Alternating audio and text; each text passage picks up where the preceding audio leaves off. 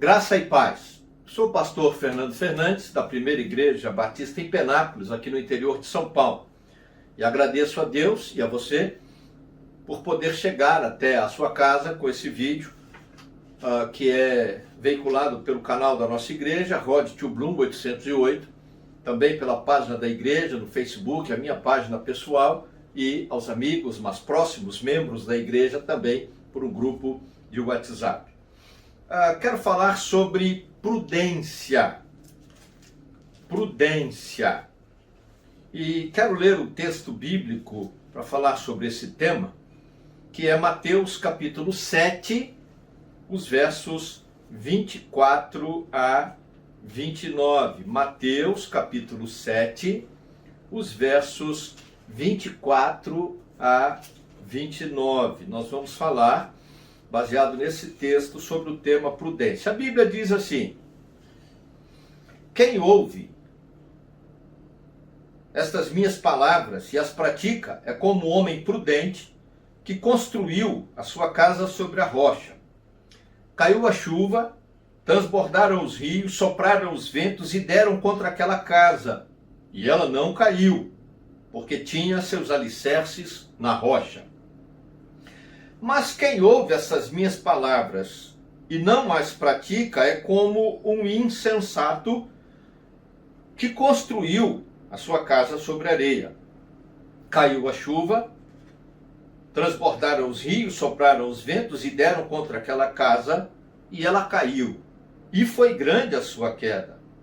Quando Jesus acabou de dizer essas palavras, as multidões estavam maravilhadas com o seu ensino, porque ele as ensinava como quem tem autoridade e não como os mestres da lei. Ele ensinava como quem tem autoridade e não como os mestres da lei. Ok. Prudência, na verdade, a gente precisa entender o que seria essa prudência ou o conceito de prudência. E pensando sobre isso, ou como melhor poderíamos definir, eu me lembrei de uma frase, né, Duque François de La Rochefoucauld. Ele disse uma vez o seguinte: a prudência e o amor não se fizeram um para o outro. À medida que o amor aumenta, a prudência diminui.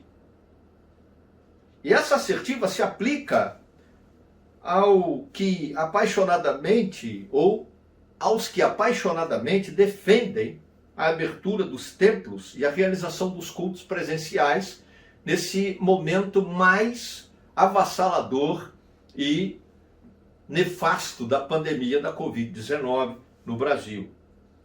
Transbordam em amor, mas falta-lhes a prudência, penso eu, com todo respeito aos que discordam. E penso assim porque parece que a fé religiosa prescinde da prudência e deve ser praticada, efetivada apenas com base no amor. Penso que fé sem razão desemboca no fanatismo, e razão sem fé desemboca no racionalismo, e nós temos que tomar cuidado com isso. Não é a primeira vez que esse debate emerge na sociedade. Em 1918, na época da gripe espanhola, nós tivemos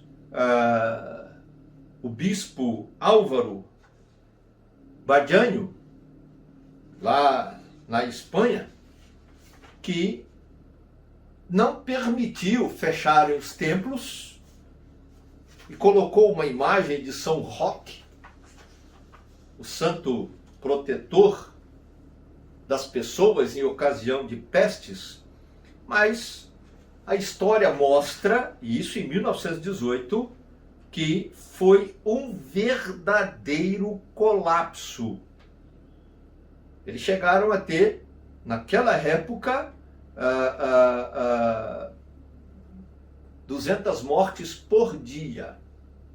E é interessante que essa postura desse bispo lá na cidade dele, na Espanha, né? Ele aconteceu também aqui no Brasil. O bispo Álvaro era de Zamorra, né? E aqui no Brasil foi na Bahia, em Salvador. Inclusive, o pároco da Igreja do Senhor do Bonfim trouxe a imagem do santo, colocou no meio do santuário, as pessoas beijavam o santo ali, os seus pés, para que fossem curadas da doença. E também, em outra paróquia, na cidade de Salvador, o pároco colocou a imagem de São Roque. E, na verdade, o que a história mostra é que aumentou assustadoramente o número de mortes por causa da contaminação, né?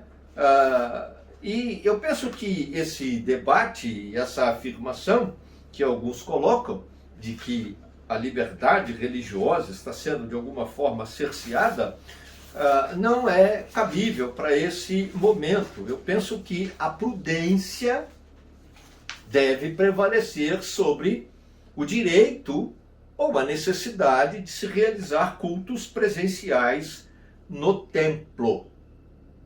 Não estou dizendo que quem quer fazer está errado, não, é a minha opinião. E eu, inclusive, concordo com Kennedy Alencar, que escreveu um artigo para o UOL no dia 6, né? Ele publicou no seu Twitter e também publicou no site do UOL, dia 6 de abril, às 16h50, e ele faz algumas perguntas, e aí ele vai dizer o seguinte: a liberdade religiosa não está ameaçada, as pessoas podem continuar a exercê-la sem precisar se aglomerar numa hora de tragédia sanitária. E aí ele faz perguntas: que crença é essa que se sente tolhida pelo impedimento temporário de frequentar um culto presencial? Que tipo de líder religioso quer arregimentar fiéis no pior momento da pandemia? E isso sem levar em consideração, e eu digo isso, que alguns desses líderes que querem abrir os templos, principalmente em igrejas neopentecostais e pós-neopentecostais, viajaram para os Estados Unidos, porque têm recursos para isso, para tomar a vacina lá. Coisa que muitos dos fiéis aqui no Brasil não têm condição de fazer e vão ficar na fila esperando. E muitos serão acometidos, talvez, da doença, e poderão até vir a morrer. Dessa forma, olhando esse texto de Mateus, que conhecemos como o prudente e o insensato, né? Há um título em algumas Bíblias em português dessa forma. Eu penso que esse texto é um claro ensinamento de Jesus sobre a necessidade de sermos obedientes a Ele, obedientes à Sua palavra e de agirmos com prudência e não de forma irresponsável e até diria inconsequente. Porém, antes de olhar esse texto mais propriamente dito, nós precisamos visitar Provérbios capítulo 8, verso 12, o chamado discurso da sabedoria. E no verso 12 do capítulo 8, nesse discurso da sabedoria, o texto bíblico diz assim: eu, a sabedoria, moro com a prudência e tenho o conhecimento que vem do bom senso. Eu moro com a prudência e tenho o conhecimento que vem do bom senso. É um discurso que a sabedoria faz. Bom, eu não vou entrar aqui no mérito do debate de Provérbios capítulo 8, mas a gente sabe que alguns intérpretes da Bíblia classificam essa sabedoria de Provérbios 8 e 9 como sendo a personificação de Jesus Cristo. Até pela afirmação que a sabedoria faz no seu convite no final do capítulo 9, quando diz que quem não o recebe, quem não o aceita, quem não recebe a sabedoria, quem não aceita a sabedoria, é morto de forma cabal para destruição eterna. Mas não quero entrar nesse contexto. O que eu penso é que nós devemos ter o entendimento de que há um chamamento da sabedoria, e este chamamento da sabedoria ensina que a prudência mora junto com a sabedoria. E o bom senso é uma forma de demonstrar que nós somos prudentes e que agimos com sabedoria diante das situações. Ou seja, a prudência e a sabedoria moram juntas e se refletem em ações inteligentes, de conhecimento, de bom senso na hora das decisões e das ações. Conforme John Crutz, no livro Homens Sábios, a sabedoria de Provérbios para os homens, na concepção bíblica, na língua hebraica, a sabedoria que Deus dá aos homens é completamente prática e começa com uma atitude que se desenvolve no estilo de vida prudente, inteligente, calcado, baseado no bom senso.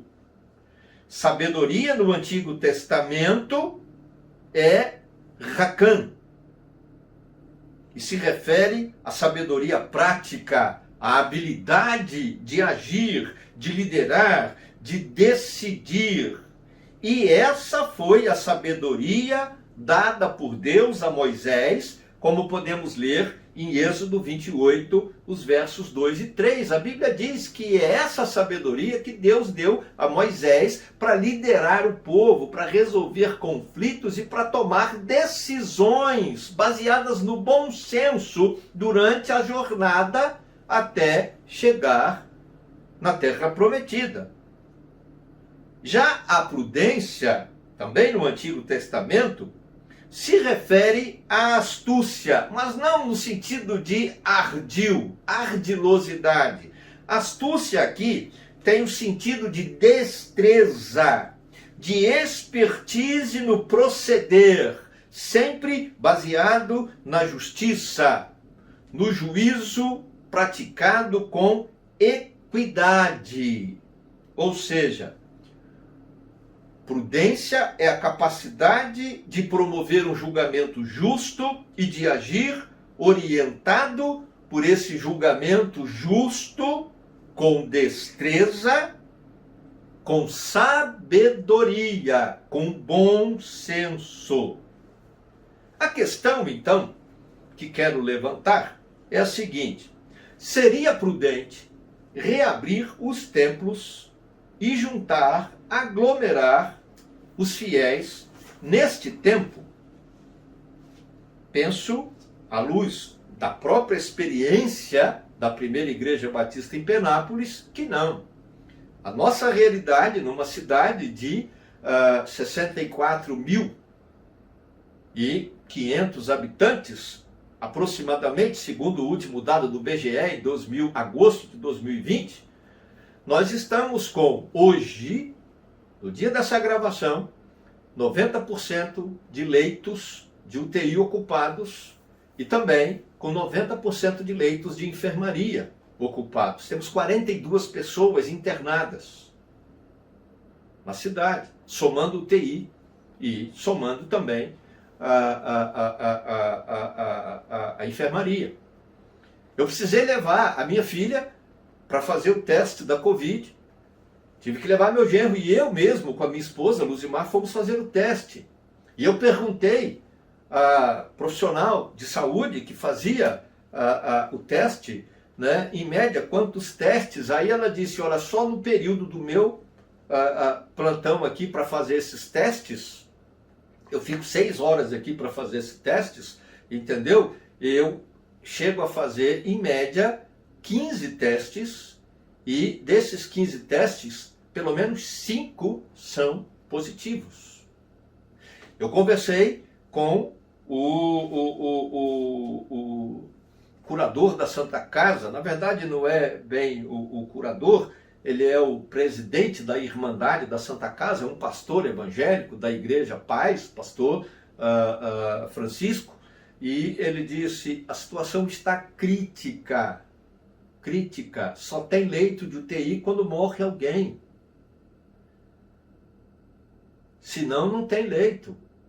Ele disse: agora estamos com leito vago. Isso foi quando eu conversei com ele, no dia que eu fui levar a minha filha no hospital. E aí ele disse: estamos com leito vago porque o paciente que estava na enfermaria e que tinha que ir para a UTI não resistiu e faleceu. Particularmente penso que não é prudente reabrir os templos e reunir pessoas, nem com medidas sanitárias, porque eu não consigo limpar toda a cidade, as ruas que as pessoas andam, as casas e os contatos que ela tem.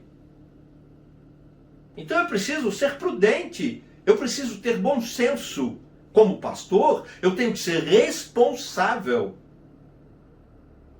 Tenho acompanhado essa celeuma e estudado sobre o tema. E tenho lido os pareceres, inclusive li o parecer do STF, né?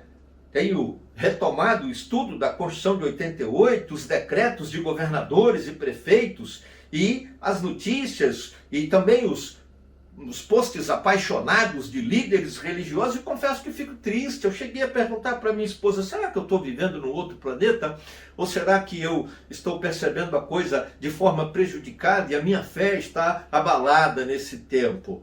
Tenho plena certeza da minha salvação e não tenho medo de morrer, porque eu sei que eu estou em Cristo. Mas eu não sou irresponsável. E eu não posso expor a minha vida. E não posso expor a vida da minha família. E não posso expor os membros da igreja, ovelhas de Jesus Cristo. E eu sou apenas o pastor, o cuidador desse rebanho, como diz o apóstolo Pedro na sua primeira carta, capítulo 5. E eu tenho que fazer isso com sabedoria. Eu penso da seguinte forma: esse debate, inclusive de decisão do STF, não há interferência do Estado sobre a igreja evangélica no Brasil. Não nesse momento da pandemia. Eu poderia apontar outras situações, inclusive bem antes da pandemia chegar. Não há perseguição religiosa neste momento, com a decisão de prefeitos e governadores do próprio STF de fechar os templos. Não há. Me perdoe os que defendem a tese de que estamos sendo perseguidos, de que a igreja está no banco réu. Não, a igreja não está no banco dos réus. Me perdoe, inclusive, o próprio presidente, que neste caso, se ficasse de boca calada, daria uma ótima contribuição. Porque nós estamos lidando com vidas, com pessoas que estão morrendo. Então eu não creio nisso. Não há cerceamento de direito constitucional. Por quê? Porque eu não preciso estar num templo para prestar culto a Deus. A minha liberdade de crença e de culto não está sendo cerceada. Não está sendo tirada de ninguém. Você pode fazer culto na sua casa. Você pode fazer culto com os que moram junto com você. Você pode fazer um culto pela internet. Se você tem recursos para criar uma sala no Facebook, um grupo no WhatsApp, uma ligação comunitária, alguma coisa desse tipo, então você não está cerceado, privado do seu direito constitucional de liberdade de crença e de culto. O que há, na verdade, é uma medida sanitária. É drástica, sim, é amarga, sim, mas necessária para reduzir as médias de contaminação, de infecção pela Covid-19, pelo coronavírus, e de morte causada por essa praga infernal que tem assolado o mundo, e não é só o Brasil. Eu fui no posto de vacinação da minha cidade e fui perguntar sobre a lista da xepa, se existia aqui, as vacinas que no final do dia não podem ser desperdiçadas e nem guardadas novamente. Então eles ligam para as pessoas. E eu fui deixar o meu nome lá. por causa da idade, as comorbidades que tenho. A lista é imensa.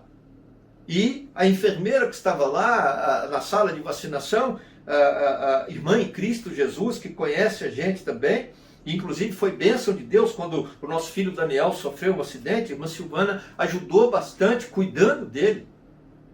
Ela disse: pastor, a lista está tão grande que talvez o dia do senhor tomar a vacina, pela idade, chegue primeiro do que a ligação que nós vamos fazer. Eu falei: não tem problema, deixa o meu nome aí. Porque nós não temos um remédio específico, não temos um tratamento. Meu genro foi ao médico, depois de alguns sintomas, e foi diagnosticado com infecção de garganta. E ainda bem que, por insistência da minha esposa, que o acompanhou, porque ele é surdo e ela é intérprete, o médico receitou aí desses remédios que são criticados por uns e defendidos por outros. E, inclusive, receitou para minha filha também. E a Gisele foi contaminada, pegou a Covid, a nossa filha. E não me importa, eu creio que foi livramento de Deus. Porque o meu genro teve sintomas bem fracos, mas a minha filha já teve sintomas mais agravados. E graças a Deus. E os remédios que o médico passou não foram diferentes do que tinha se passado antes como medida preventiva. Então eu penso que não é prudente, queridos, a igreja, a fé cristã, a liberdade religiosa não estão no banco dos réus. Quem pensa assim e defende apaixonadamente a reabertura dos templos deve rever seus conceitos, a sua fé, posto que tal defesa pressupõe uma religiosidade exacerbada e não uma fé genuína, calcada em Cristo Jesus. Quando vi a decisão do ministro Nunes Marques e depois do ministro Gilmar Mendes, mas logo na primeira decisão do ministro Nunes Marques, eu disse para minha esposa: a igreja evangélica no Brasil está dando um tiro no próprio pé, indo buscar no Supremo Tribunal Federal uma decisão favorável à reabertura dos templos. Uma vez que abre-se o precedente e dá à Suprema Corte o poder de decidir sobre questões de fé, no futuro decisões poderão ser tomadas e todos os países, eu falo isso como quem estudou sociologia da religião, que é uma das minhas áreas de especialização e uma das áreas que dou aula da faculdade. Todos os países que judicializaram a fé religiosa, o resultado foi negativo para o cristianismo, para a igreja e para as diversas religiosidades. Isso posto, penso que podemos observar Mateus capítulo 27, versos 24 a 29. Eu não me esqueci desse texto. E, olhando para Mateus, que fala do prudente e do insensato, eu não pretendo, na verdade, entrar na exegese do texto e nem usar o texto como pretexto para justificar a minha opinião. Mas quero destacar os paradoxos colocados por Jesus no texto. E quais são esses paradoxos? O prudente, verso 24, e do outro lado o insensato, verso 26. E vale destacar que a palavra insensato aqui no texto, morô no grego, é louco, maluco. Uma pessoa que não tem bom senso porque tem loucura e age com tolice na ação prática. Diferente do prudente, que é uma pessoa que pensa, que é capaz de emitir juízo de valor, mas com uma sensibilidade e com prudência, baseado na sabedoria. E por isso suas decisões, as ações práticas são de bom senso, são prudentes. Outro paradoxo é o obediente e o desobediente. Quem ouve essas minhas palavras é prudente. Quem ouve e não põe em prática é louco. Ouvir aqui é no sentido de dar atenção para colocar em prática. Ou seja, ouvir, nesse caso, é obedecer. Obedecer a palavra de Jesus e construir sobre bases sólidas, e a base da igreja não é o templo, o discurso religioso, a denominação ou a religiosidade ritualística praticada pelo povo, mas a base da fé cristã é Jesus Cristo. A igreja, a base da fé é Jesus Cristo. Sobre a revelação de Pedro, a pedra fundamental, que é o Cristo, Filho de Deus vivo, edificarei a minha igreja, disse Jesus. E o último paradoxo, aquele que ensina com autoridade, com sabedoria, e aquele que ensina como os mestres da lei. É um paradoxo aí. O que ensina com a sabedoria da parte de Deus, ensina com a autoridade espiritual. Já o outro, que é mestre da lei, que judicializa a fé cristã e a religiosidade, é o legalista, o rigorista. É esse que nihiliza a fé, esvazia a fé do seu sentido verdadeiro e minimaliza a religiosidade, confinando-a no templo, confinando a igreja no templo, o que é um erro grave. Se você olhar o relatório da missão Portas Abertas, você vai ver que a igreja é muito mais avivada, muito mais poderosa, e ela cresce muito mais, se multiplica, usando a linguagem de Atos, muito mais, nos países fechados, onde não se tem templos, e a igreja precisa se reunir de forma clandestina. Não estou justificando e dizendo que isso é bom, não. Mas eu estou querendo mostrar que há um paradoxo que nós não podemos deixar de levar em consideração. Será que neste tempo não deveríamos pensar que o melhor seria talvez não confinar a fé, a religiosidade, a igreja, corpo vivo de Cristo no templo, mas expandi-la nas entranhas das casas, das famílias, pelas redes, pelas mídias sociais, e esparramar fé, esperança e amor? Entendo a dificuldade, inclusive, de arrecadação, também enfrento isso, mas nós que somos evangélicos de igrejas tradicionais, reformadas, né, e até de igrejas pentecostais históricas, sabemos que a fidelidade do povo de Deus, ela não se abala em tempos como esse.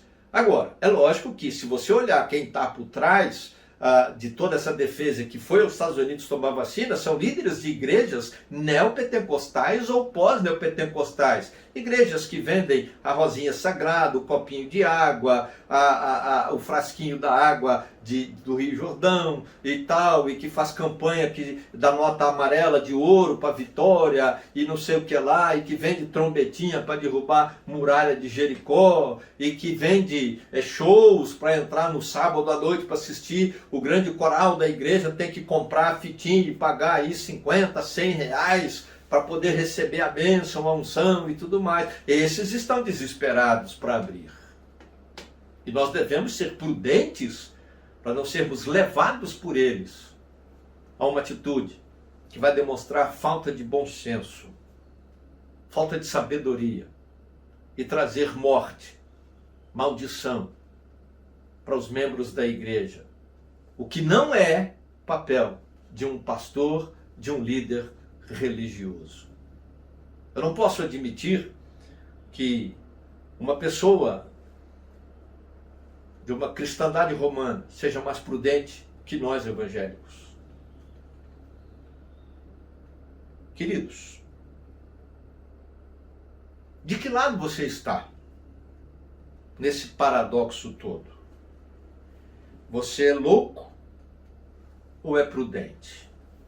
O louco age sem pensar de qualquer forma, mas o prudente é virtuoso e age com sensatez para evitar o perigo, para evitar a catástrofe, para evitar uma grande queda, como bem ensinou Jesus. Sejamos fiéis e obedientes à palavra de Deus. Devemos agir com sensatez, como prudentes, revestidos de poder e de sabedoria de Deus, em tempos tenebrosos como este, dessa praga do inferno, a pandemia da Covid-19. Que Deus te dê sabedoria e quebrantamento pelo Espírito Santo para entender e refletir nesta palavra. Eu abençoo a tua vida, em nome de Jesus. Amém.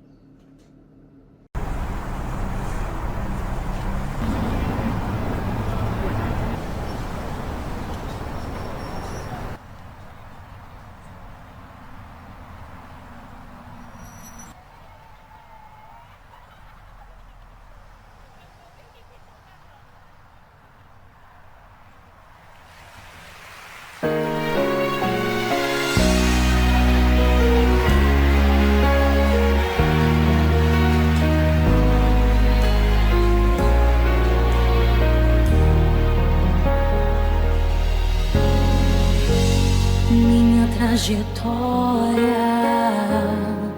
é marcada por conquistas. Minha arma foi a fé. Minha esperança é regada por lembranças que o tempo não levou. Mas parece que um furacão me alcançou. Deus, eu não pude imaginar. Perdi meu chão. Olha como chora o meu coração.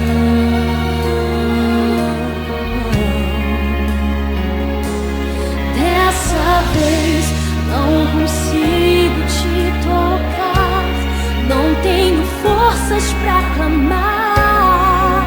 Confesso, já tentei. Dessa vez eu entrei no quarto e tranquei a porta. Só tu podes me encontrar, pois tu és o Deus que me vê no oculto. Tu és o Deus que me vê no secreto. Tu és o Deus que me vê quando o homem não me vê. Eu não estou só, eu não estou só.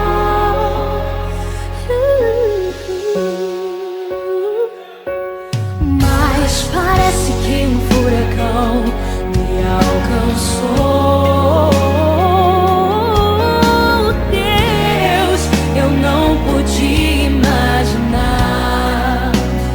Perdi meu chão. Olha como chora o meu coração.